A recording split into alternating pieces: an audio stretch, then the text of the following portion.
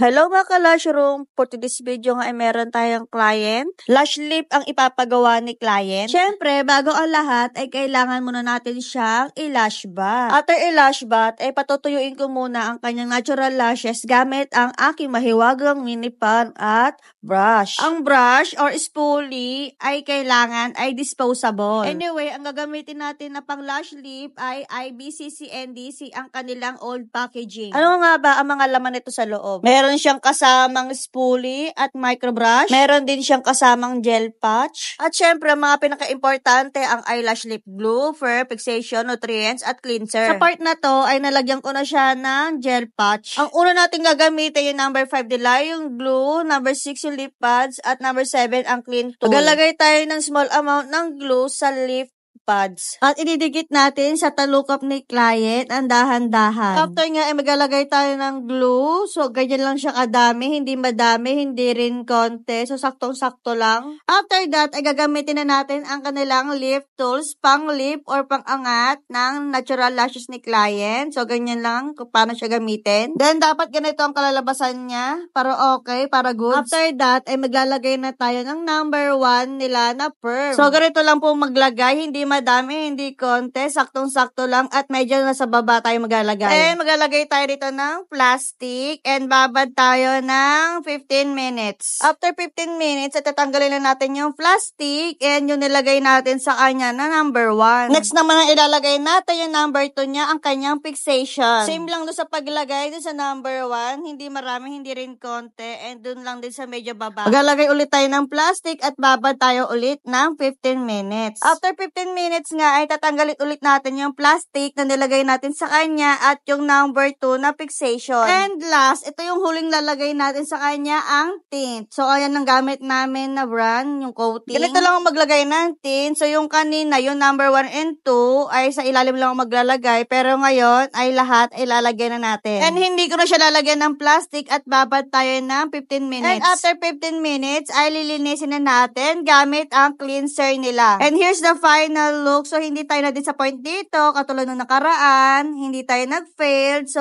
ayan ang outcome niya. Lift na lift na lift na lift talaga siya. As you can see, na lift na lift na lift talaga siya.